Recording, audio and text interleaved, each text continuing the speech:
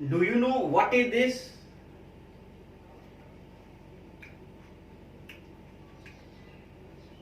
So this is a fruit. तो हम इसको बोलते हैं फ्रूट। और फ्रूट की अगर डेफिनेशन की बात करें तो फ्रूट किसको बोलते हैं? Fruit is the ripened ovary. तो जो पिछली वीडियो में मैंने आपको बताया था कि एक ओवरी का स्ट्रक्चर बताया था, तो ये उसी ओवरी के अंदर ही डेवलप होगा, दैट इज फ्रूट। तो फ्रूट को हम क्या बोलते हैं? That is ripened ovary. तो जब ओवरी पूरी तरह से फर्टिलाइजेशन करके पक जाती है, हम उसको बोलते हैं फ्रूट। सो ये फ्रूट जो हम खा रहे हैं आज, जितने भी फ्रूट मार्केट में आपके पास हैं, जितने भी फ्रूट जो आप बहुत ज्यादा आपके फेवरेट हैं, वो सभी फ्रूट जो हैं वो ओवरी से ही बनते हैं। लेकिन आप सोचो कि उसका पहला इनिशियल पॉइंट कहां से प्रोसेस स्टार्ट होता है? Formation of the fruit. So आपको बता दूं, आज जो हम पढ़ने जा रहे हैं वो यही है कि हमारा जो फ्रूट बनने का प्रोसेस है, उसका सबसे पहला इनिशियल जो स्टेप होता है, that process is called as pollination. Will discuss about each and every concept related to the pollination. आज हम बात करेंगे कि पॉलिनेशन से रिलेटेड जितने भी कंसेप्ट्स हैं, जो डिफरेंसेस होंगे, किस तरह से इतने सारे पोलन ग्रेन्स जो हैं एक स्टिग्मा पे गिरते हैं, वो भी अलग अलग स्पीसीज के, अलग अलग वैरायटी के, उसके बावजूद जो स्टिग्मा होता है वो अपने ही स्पीसीज को, अपने ही पोलन को अंदर जाने का परमिशन देता है, और जितने भी पोलन उसके ऊपर उनको अंदर नहीं जाने देगा। कैसे इतना स्पेसिफिक प्रोसेस है, किस तरह से पोलन स्पर्म्स को लेके, गैमेट्स को लेके ओव्यूल तक पहुंचता है, वहां से अंदर एंटर करेगा, किस तरह से डबल फर्टिलाइजेशन होगी, ये सब कंसेप्ट जो हैं हमारे आज के टॉपिक के अंदर ही होंगे। तो चलो स्टार्ट करते हैं हम। So let's start with the topic that is called pollination.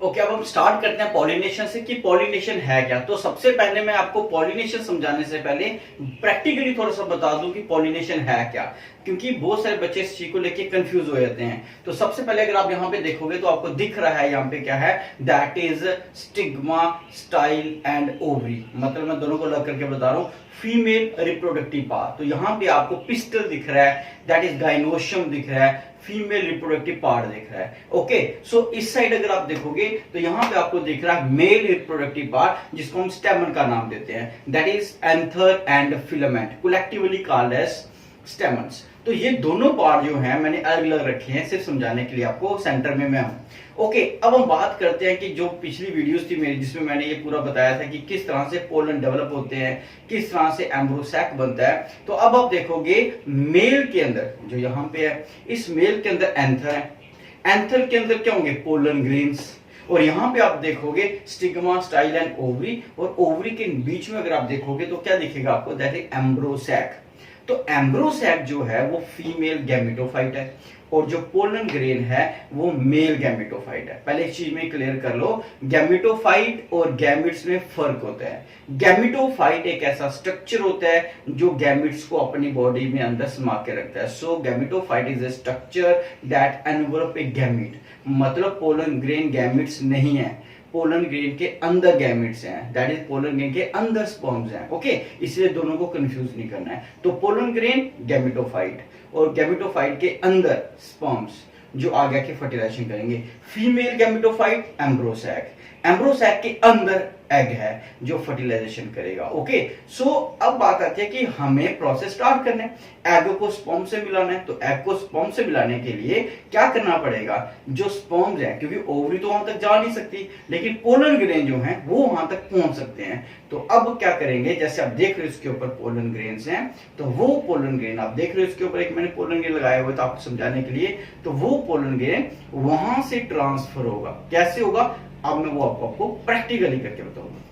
तो अब मान लेते हैं कि ये जो इनके ऊपर पोलर ग्रेन लगा हुआ, जो आपको दिख रहा है पिंकिश कलर का पोलर ग्रेन है, वो पोलर ग्रेन किसके ऊपर है? एंथर के ऊपर है। तो मैंने एक लगाया हुआ है यहाँ पे। तो ये पोलर ग्रेन मान लो वहां से डिस्पर्स करेगा, मतलब जैसे ही एंथर फटेगा तो ये डिस्पर्स करेगा। तो मान लो कि जैसे मैं यहां से लेता हूं तो यही पोलन ग्रेन अब मेरे हाथ में आ गया। ओके, देख लिया, तो ये पोलन ग्रेन आ गया। कहां से आया? एंथर से आया। अब ये एंथर से जो पोलन आया, इसको मैं पकड़ूंगा और क्या करूंगा, स्टिग्मा पे फेंक दूंगा और स्टिग्मा इसको पकड़ लेगा, क्योंकि वो रिसेप्टिव है। उसके ऊपर गम लाइक स्ट्रक्चर्स होंगे, उसके ऊपर हेयर लाइक स्ट्रक्चर्स होंगे जो इसको कैरी कर लेगा। ओके, तो ये मैंने क्या कर दिया, ये मैंने वहां पे स्टिग्मा पे लगा दिया। ओके, जैसे मैंने ये स्टिग्मा पे लगाया तो अब क्या होगा, तो ये स्टिग्मा के ऊपर जैसे ही लग जाएगा, मान लो ये स्टिग्मा के ऊपर लग गया, तो ये स्टिग्मा के ऊपर लग गया। अब इस प्रोसेस को क्या बोलोगे, transfer of the pollen grain from anther to the stigma. This process is called as pollination। फिर से सुनो, the process of transfer of pollen grain from anther which is the male part to the receptive stigma which is the female part is called as pollination।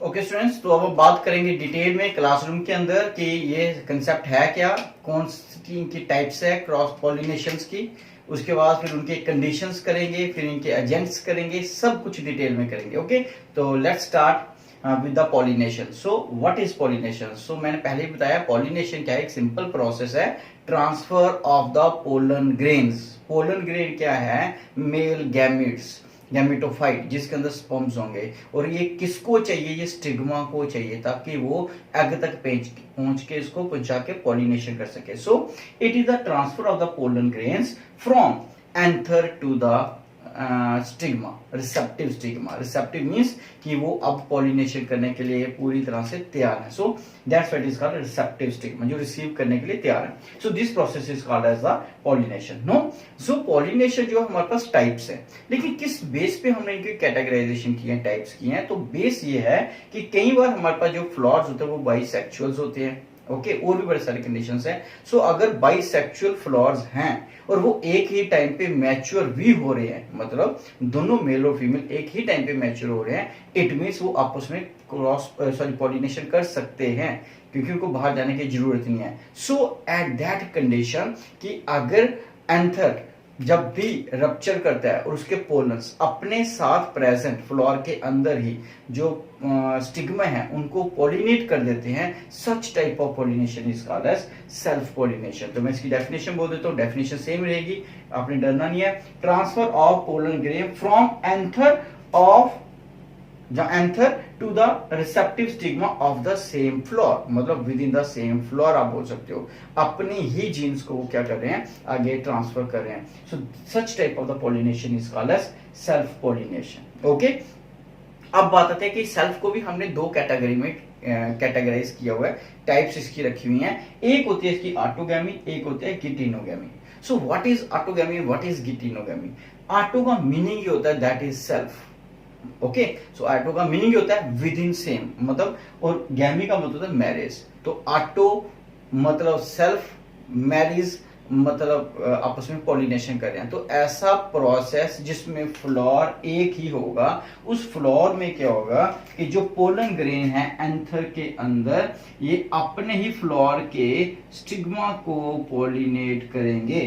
Floor एक अपना ही anther अपने ही stigma को pollinate कर रहा है। सो it is a pollination in which the pollen grain from anther of the same floor pollinate the receptive stigma of the same flower। एक ही floor, उन्हीं के बीच में क्या हो रही है, पॉलिनेशन हो रही है। इसको बोलोगे that is autogamy, self marriage बोलोगे इसको। ओके, और दूसरी कंडीशन आ गई कि मान लो कि यही प्लांट है, प्लांट सेम है, लेकिन इसके जो नीचे वाली ब्रांचेस है वहां पे जो फ्लावर लगा है, ये वाला एंथर, ये वाला पोलन जो है, ये अपने एंथर को ये जो एंथर है ये अपने पोलन को शेड करेंगे, और ये पोलन आके कहां पे इसको पॉलिनेट करेंगे, इस वाले को, ना कि इस वाले को कर रहे हैं, ये वाले जो स्टिग्मा इनको ये क्या कर रहे हैं, पॉलिनेट कर रहे हैं। सो इस केस में फ्लोर क्या हो गया, this is first, this is second, floor different है। फ्लोर क्या है, यहाँ पे फ्लोर डिफरेंट हो गया। तो जब फ्लोर डिफरेंट हो जाएगा, ओके, फ्लोर क्या हो जाएगा, डिफरेंट, सेम फ्लोर में नहीं होगी। लेकिन प्लांट क्या है, प्लांट सेम है।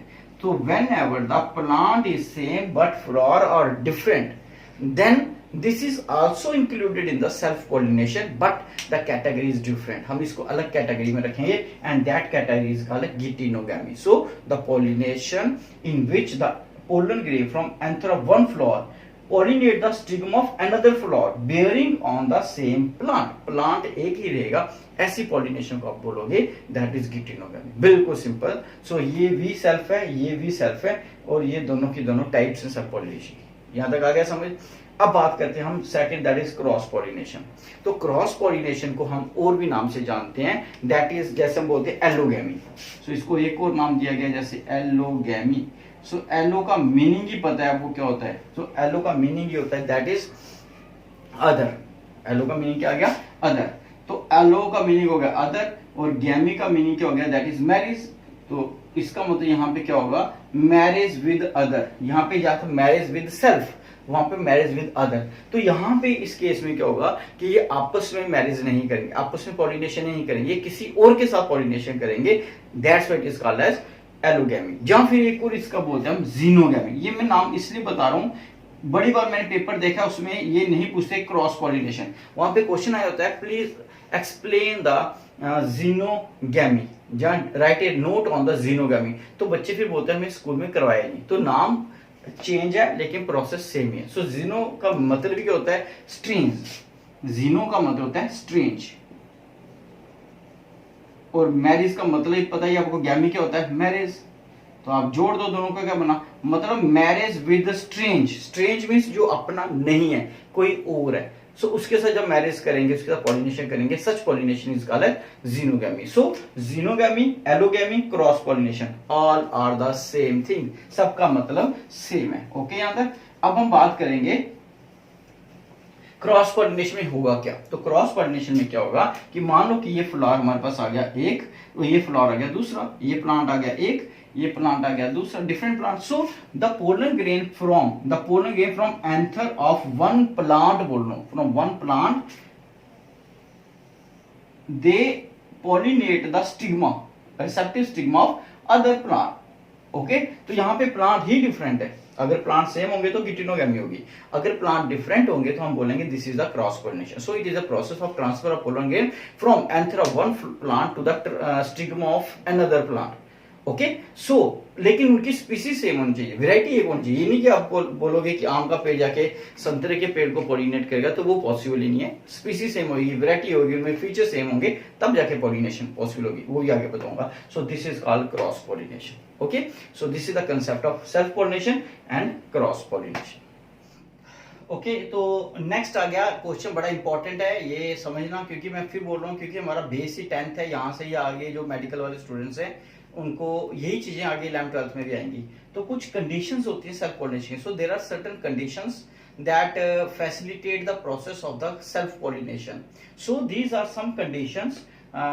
First condition is the cleistogamy. तो ये conditions हैं जिनमें self pollination होगी। ओके, अगर ये कंडीशन नहीं होगी, चाहे प्लांट बाइसेक्सुअल ही है, उसके बावजूद वो क्रॉस पॉलिनेशन करेगा। क्योंकि ज्यादातर बच्चे बड़ी बार क्वेश्चन पूछते हैं कि सर प्लांट बाइसेक्सुअल था तो उसने दोनों सेक्स एक ही फ्लावर के अंदर उसने क्रॉस क्यों किया। तो यहां से आपको क्लियर होगा। तो सबसे पहला कंडीशन ये है, that is cleistogamy. Okay, so cleistogamy का मतलब क्या हुआ? तो क्लिस्टो का मीनिंग मैंने यहाँ पे लिख दिया। Cleisto word derived from the cleisto means closed and gamy means marriage. So closed marriage, ये क्या हो गया? पहले भी तो क्लोज ही हो रही थी सेल्फ पॉलिनेशन। क्लोज्ड मैरिज होती है कि there are certain plants where the flower never open. कुछ ऐसे प्लांट्स हैं जिनके फ्लावर जो होते हैं वो कभी भी ओपन ही नहीं करते हैं, लाइफ में ओपन नहीं करेंगे। अब खुद सोचो, एक मेल और फीमेल अंदर हैं, उसके बाद पेटल्स हैं, और पेटल ओपन ही नहीं कर पा रहे, तो नेचुरल सी बात है अगर वो अंदर ही रहेंगे, ये चीज स्ट्रक्चर ओपन ही नहीं करेगा, तो ये क्रॉस कैसे करेंगे? तो इस कंडीशन में 100% जो है वो सेल्फ पॉलिनेशन ही होगी। So this process always facilitate, stimulate the self pollination because the anther, the pollen gets never come outside the flower. तो वो फ्लावर से बाहर ही नहीं आ पाएंगे, जब बाहर ही नहीं आएंगे तो पॉलिनेशन कैसे करेंगे? So this is the first condition. और ऐसे फ्लावर को बोलते हो क्लिस्टोगैमस फ्लावर। याद रखना, ये बड़ी बार पेपर्स में आता है, नीट शीट के पेपर में आएगा। और कौन कौन से ऐसे फ्लावर है, प्लांट है जिनमें ऐसा होता है? ऑक्जेलिस, ये ग्रास है, वॉयला, कोमिलिना, तो ये कुछ प्लांट्स हैं, इनके नाम याद रखना। यहाँ पे फ्लावर कभी ओपन ही नहीं करते, first condition. Second condition is bud pollination. तो बड पॉलिनेशन का मीनिंग मैंने यहाँ पे बना दी, ये बड है, आपको भी पता है कि कोई भी फ्लावर होगा तो उसकी पहले बड होती है, बड ओपन करती है, जो भी बड ओपन करेगी तब उसका एंथर स्टिग्मा सामने आएंगे। लेकिन मान लो कि कोई फ्लावर उसका जो बड है वो ओपन ही नहीं करता, और कब ओपन करेगा, जब उनके अंदर पॉलिनेशन हो जाएगी। मीन्स कि मेल मैच्योर पहले होंगे और बड बाद में खुलेगी। नेचुरल अगर मैच्योर हो गए हैं तो नेचुरल बात है कौन सी पॉलिनेशन की, सेल्फ पॉलिनेशन की। So male and female part mature before the opening of the bud, तो बड के ओपन करने से पहले ही वो मैच्योर हो गए हैं। So this also include in जहां they also facilitate the self pollination. And last is called, और ये किस किस के अंदर, व्हीट, राइस और पी, पाइसम सैटिवम।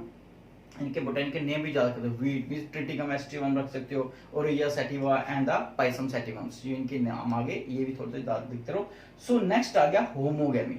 होमो का मतलब भी सेम, होमो का मीनिंग क्या होता है, सेम। तो होमोगेमी मींस यहाँ पे मेल और फीमेल एक ही टाइम पे मैच्योर होंगे। जैसे कि मान लो कि ये आ गया आपका एंथर, तो अगर एंथर मान लो कि 15 अप्रैल को होता है, 15 अप्रैल को होता है ये मैच्योर, तो यहाँ पे जो स्टिग्मा है ये भी 15 अप्रैल को हो जाएगा।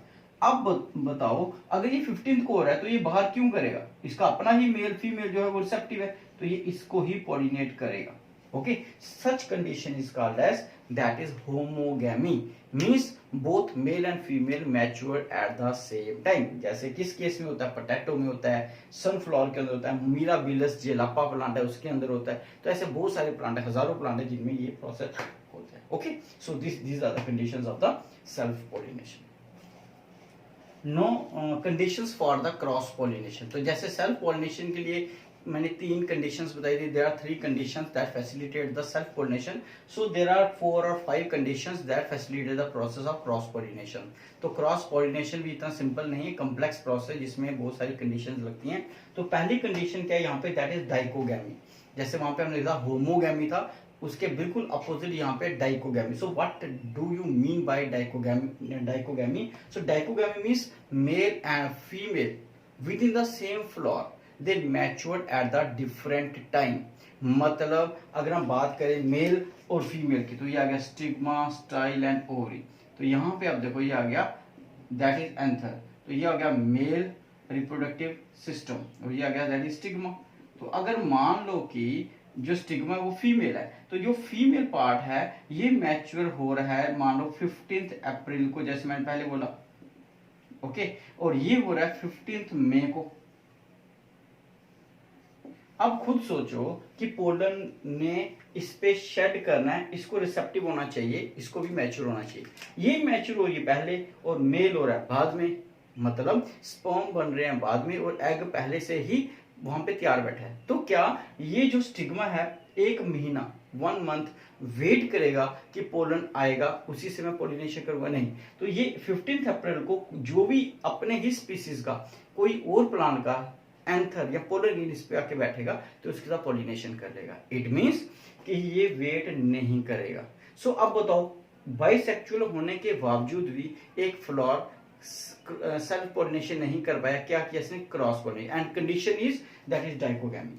अब आते थे 2 कंडीशंस। अगर तो फीमेल हो गया पहले मैच्योर, जैसे यहाँ पे फीमेल जो है पहले मैच्योर हो गया 15 अप्रैल को और मेल हो रहा 15 मई को, तो the female reproductive organs mature first prior than the male, then this condition is called protogyny. proto का meaning होता है first, gyny means female, so female mature first, जैसे यहाँ पे देख रहे हो। और अगर मेल पहले मैच्योर हो जाए, जैसे हम यहाँ पे देखें, अगर ये क्या हो जाए 15 मान लो अप्रैल को हो जाए और ये 15 मई को हो जाए, अब कौन पहले हो गया? That is male. इस कंडीशन में भी आप बोलोगे कि सेल्फ होगी तो नहीं होगी, क्योंकि जब तक ये 1 महीना यहाँ पे स्टे करेगा तब तक क्या होगा, इसकी डेथ हो जाएगी, ये आगे डीजनरेट हो जाएगा, आगे नहीं कर पाएगा, तो ये इतनी देर इसका वेट नहीं करेगा। तो इस कंडीशन को क्या बोलोगे? Protandry. सो 2 कंडीशंस आ गई, अगर मेल पहले मैच्योर करेगा उसको बोलोगे प्रोटो एंड्री, अगर फीमेल पहले मैच्योर करेगी उसको बोलोगे प्रोटोगाइनी, और दोनों के केस में क्या होगा? क्रॉस पॉलिनेशन होगी, सेल्फ नहीं होगी। This is the first condition. Second condition, self incompatibility. तो बड़ी बार क्या होता है, pollen falls on the stigma, pollen गिरेंगे, अपने ही सेल्फ पॉलिनेशन करने के लिए गिरेंगे, but they fail to pollinate, वो पॉलिनेट ही नहीं कर पाएंगे, उसकी अपनी कोई प्रॉब्लम हो सकती है पोलन की, शायद उसके जो ऊपर स्पोरोपोलिन की केमिकल सिक्रीशंस होती है, इंटरेक्शन होती है, वो ही ना हो पाए, जो सेल्फ इनकम्पैटिबिलिटी भी बोलते हैं। तो ये भी एक कारण है कि वो अपने साथ पॉलिनेशन नहीं कर पा रहा, जिस कारण वो पोलन किसी और के साथ करेगा, जहां उसका स्टिग्मा किसी और के पोलन के साथ पॉलिनेशन करेगा। So this is called self incompatibility, तो मतलब आपस में कंपैटिबल नहीं है।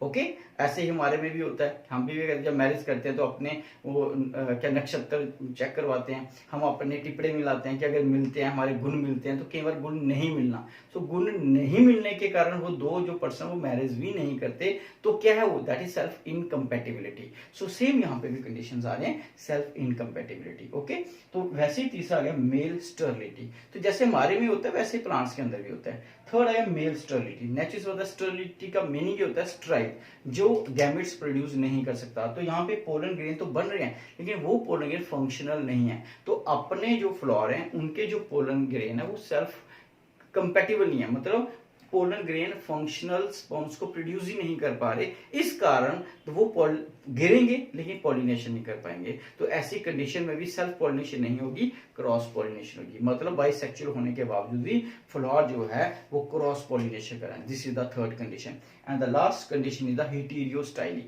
हेटेरियो का मतलब होता है डिफरेंट। मान लो एक फ्लावर है, उसमें ये आ गया स्टिग्मा, ये आ गया, और यहाँ पे आपके क्या एंथर, तो जो एंथर है वो यहाँ पे पोलन रिलीज करेंगे, तो ये किसी और फ्लावर के पोलन ग्रेन से क्या करेगा, पॉलिनेशन कर जाएगा, क्योंकि ये यहाँ पे पहुंच ही नहीं पाए, तो इसलिए इसने किसी और से कर ली, क्योंकि ये बहुत ज्यादा एक्सपोज्ड था।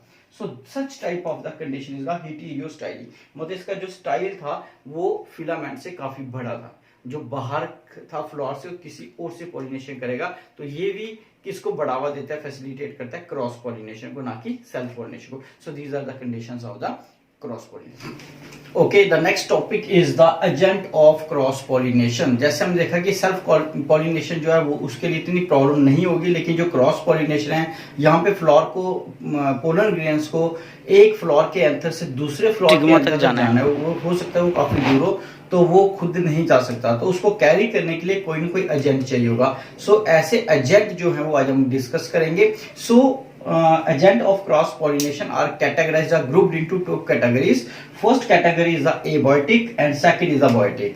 मतलब ये कि पोलन जो है एक जगह से दूसरी जगह जा रही है, लेकिन उनको लेके जाने वाला कौन है, वो कोई भी हो सकता है, वो लिविंग कैटेगरी भी हो सकती है, नॉन लिविंग भी हो सकती है। सो अगर हम बात करें नॉन लिविंग की, so that is abiotic, a means non and biotic mean living, so that is non living agents.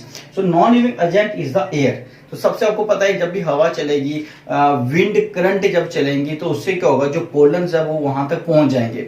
लेकिन अगर हम बात करें उस प्रोसेस को क्या बोलेंगे, so if the pollens transfer from one flower to the stigma of another flower through wind, that process is called as anemophily. तो एनीमो का मीनिंग ये होता है that is air, and phily means love. So the process that is, जैसे मैंने बताया कि ये हवा को प्यार करेंगे, भी हवा के थ्रू एक जगह से दूसरी जगह जाएंगे, that's what is the anemophily. और ऐसे फ्लावर को जो एयर के थ्रू पॉलिनेशन करते हैं, so the flower that undergo pollination by wind, that flower are called as anemophilous flower. Okay, so flower को अलग नाम दिया, प्रोसेस को अलग नाम दिया है, ओके, और एजेंट को एक अलग नाम दिया है। सो ये तीन अलग अलग कैटेगरीज आई। अब बात आती है कि ऐसे प्लांट जो होंगे, जैसे फ्लावर होंगे, उनके कुछ अपने सिग्निफिकेंट फीचर्स होंगे। So these significant features are possessed by the anemophilous flowers. So first the flower are small and inconspicuous. ऐसे फ्लावर जो होंगे वो बड़े छोटे होंगे और देखने में उतने ज्यादा आपको अट्रैक्ट करने वाले नहीं होंगे, मतलब आप खिंचाव कम होगा इनकी तरफ, क्योंकि ये एनिमल के थ्रू पॉलिनेशन नहीं कर रहे हैं। Second is nectar absent. तो नेक्टर किस लिए चाहिए, हवा को तो नेक्टर चाहिए नहीं, इसलिए इसके अंदर नेक्टर बिल्कुल भी नहीं होगा।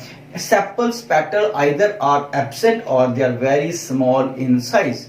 तो क्योंकि अगर ज्यादा बड़े होंगे तो शायद रुकावट करेंगे, इसीलिए जहां तो एब्सेंट होंगे, ताकि जो मेल फीमेल पार्ट है वो एक्सपोज हो हवा के अंदर। Next, pollen grains they are light in weight and they produce, the anther produce large amount of pollen grains. तो ये पोलन ग्रेन्स बहुत ही ज्यादा अमाउंट में प्रोड्यूस करेंगे। Okay. Next is the stigma. अगर हम बात करें stigma expose to the air, तो स्टिग्मा हवा में होगा, हवा में तभी होगा क्योंकि जो हवा में पोलन ग्रेन्स होंगे उनको, ताकि वो आराम से रिसीव कर सके। ओके, तो मैं एक छोटी सी यहाँ पे वीडियो भी लगा दूंगा और वो वीडियो में आप देखोगे, मैंने खुद ही उसको वीडियो को कैच किया है, तो उसमें मैंने पोलन ग्रेन दिखाऊंगा जिम्नोस्पर्म्स के कितने सारे पोलन ग्रेन शेड कर रहे हैं एक टाइम में, मिलियंस में गिर रहे होंगे वो, तो मेरे हाथ में भी देखोगे, ऑब्जर्व करोगे, वहां पे काफी ज्यादा लगे हैं। तो ये वीडियो थोड़ी सी बनाइए ताकि आपको पता चले पोलन है क्या। कई बार बच्चे पूरा यूनिट पढ़ लेते हैं लेकिन पता नहीं होता पोलन ग्रेन्स क्या। So these are the conditions, these are the features of the anemophilous flower. सो ऐसे ही हर एक फ्लोर के फीचर भी आप 3-3 4-4 जरूर देखें, इससे कंसेप्ट आपका और ज्यादा अच्छी तरह से बन जाएगा। अब इसी तरह से देखेंगे एयर के बाद हम देखेंगे वाटर। तो मैं साथ में यहाँ पे लिखूंगा, अगर हम वाटर की बात करें तो उसको क्या बोलोगे आप, जैसे यहाँ पे आ गया एनीमोफिली, तो सेकंड आ गया हमारे पास वाटर। सो अगर वाटर है हमारे पास agent, if the water is an agent means the pollen transfer from one part to the other part, from one flower to the other flower through the water, such type of pollination is called hydrophilus या hydrophily। hydro means that is water, phily means love, और ऐसे floor को बोलोगे hydrophilous floor.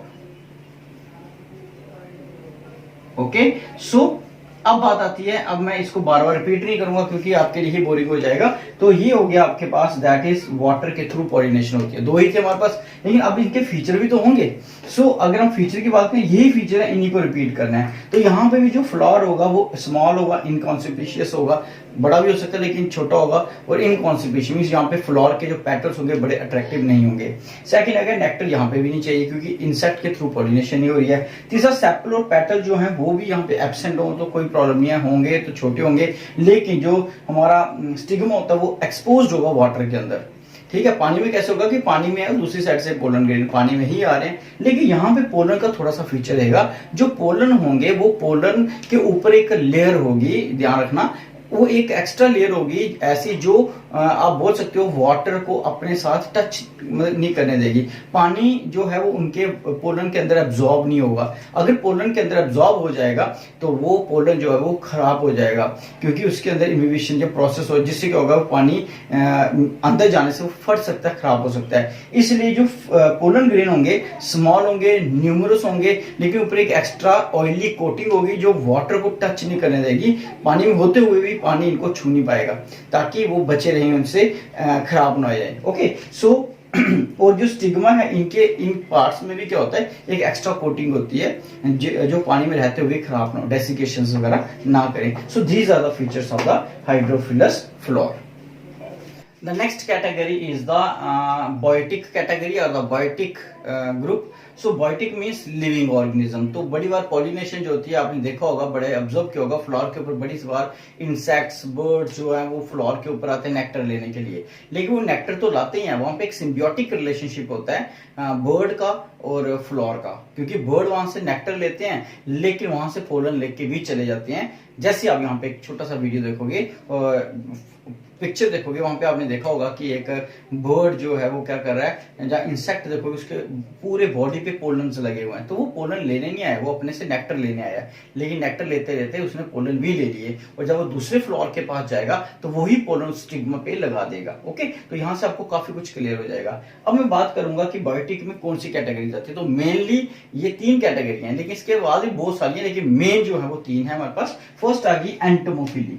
So entomophily is a pollination, एक process pollination जिसमें क्या होगा कि इंसेक्ट के थ्रू पॉलिनेशन होगी। So whenever the pollen transfer from one flower to the another by an agent and that agent is the insects, that pollination is called as entomophily. So यहाँ पे क्या आ जाएगा, insects आ जाएंगे, और mostly आप देखोगे insects जो pollination करते हैं। ठीक है, इसमें छोटे बड़े इंसेक्ट्स सारे के सारे आ जाएंगे। और अब बात आती है, अगर एंटोमोफिली के थ्रू पॉलिनेशन हो रही है तो अब इस फ्लावर के फीचर भी चेंज हो जाएंगे। अब अगर हम यहाँ पे देखेंगे तो जो आपने पिछला क्वेश्चन किया था, जो मैंने भी करवाया था, उसमें आपने जो 5 पॉइंट थे उन्हीं को एक्सप्लेन कर देना है। यहाँ पे जो फ्लावर होगा वो बड़ा ज्यादा ब्राइट कलर के होंगे, वो बड़े ज्यादा कॉन्सिपिशियस होंगे, हो सकता है वो थोड़ा साइज बड़ा भी हो, क्योंकि इंसेक्ट को जगह भी चाहिए ओके अंदर जाने के लिए। दूसरी बात आ गई, अगर हम बात करें इसकी पोलन ग्रेन की, तो यहाँ पे जो पोलन होंगे कंपैरेटिवली एनिमोफिलस के केस में, जो वाटर के केस में जो हुए थे, उनके कंपैरिजन में ये कम होंगे, क्योंकि पोलन जो है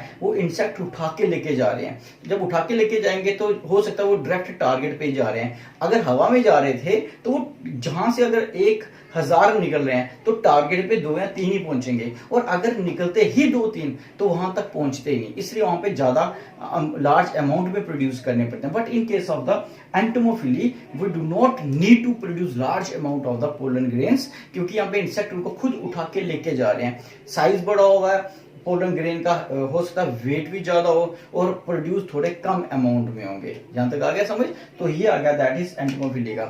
जहां पे आप देखोगे फ्लोर का, मैंने बोला साइज बड़ा होगा, स्टिग्मा जो होगा वो अंदर होगा, बाहर ज्यादा एक्सपोज नहीं होगा। So these are the features of the flower of entomophilous, जो एंटोमोफिली करेंगे उनके लिए। नेक्स्ट आ गया ऑर्निथोफिली। Ornitho means birds. तो ऑर्निथो की अगर हम बात करें, it means birds. So whenever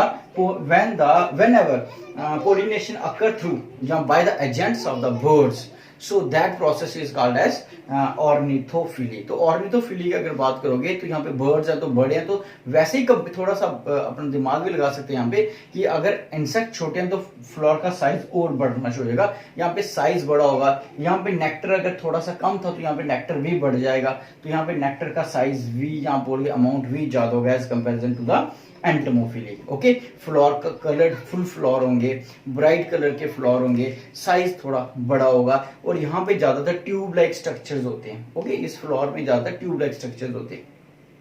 next अगर हम बात करें कायरोटेरोफिली, तो कायरोटेरोफिली यहाँ पे आएगा that is through bats. So whenever the pollination, cross pollination occur through bats. Okay, तो जैसे हम काइगेलिया पाइनेटा एक प्लांट है, उसके अंदर भी देखोगे तो ऐसा ही होता है। इसमें भी कलर ब्राइट होगा, लेकिन जो फ्लावर का साइज होता है वो कंपैरेटिवली दोनों से ज्यादा बड़ा होगा। ओके, और यहाँ पे जो नेक्टर होगा वो भी कंपैरेटिवली ज्यादा होगा। इनके जो स्टिग्मा स्टाइल ओवरी, उनका साइज भी थोड़ा बड़ा होता है। ओके, तो ये सारा, और पोलन ग्रेन ऐसी सी बात है, यहाँ पे हैवी होंगे तो भी चलेगा। So these are the features of the flower that show chiropterophily, ornithophily और एंटोमोफिली। सो ये था अभी तक हमने जो पढ़ा, क्रॉस पॉलिनेशन और सेल्फ पॉलिनेशन, उनकी कंडीशंस। ओके, अब हम एक क्विक रिवीजन करेंगे जो हमने अभी तक पढ़ा है 1 मिनट के अंदर। तो अब हमने देखा था स्टार्टिंग में हमने क्या किया था, pollination. So what is pollination? It is the transfer of pollen grain from anther to the stigma, that is called pollination. Pollination is of 2 types, self pollination, cross pollination. Self pollination means एक ही floor के अंदर pollination हो रही है या एक ही plant के अंदर पॉलिनेशन हो रही है। अब सेल्फ को 2 में कैटेगराइज किया, autogamy and गिटिनोगैमी।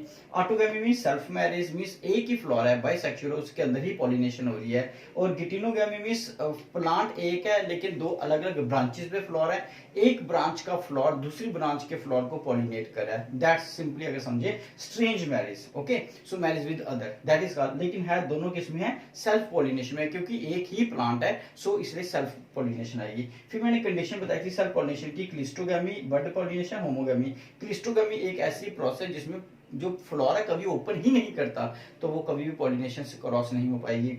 Bud pollination means बड के अंदर ही पॉलिनेशन हो जाए, before the opening of the bud the plant the flower parts mature. So वो मैच्योर पहले हो जाते हैं before the opening of the bud, that's why they undergo self pollination. And third category is homogamy. So in case of homogamy the male and female part, that is stigma-style ovary as well as the anther and filament mature,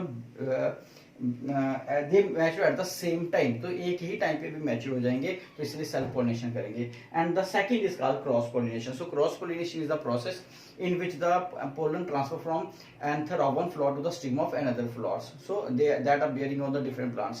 So cross pollination की condition मैंने बताई थी dichogamy. Dichogamy means दोनों एक ही time पे mature नहीं हो रहे हैं, पहले मेल होगा तो आप बोलोगे प्रोटोएंड्री, अगर फीमेल होगी तो प्रोटोगाइनी है।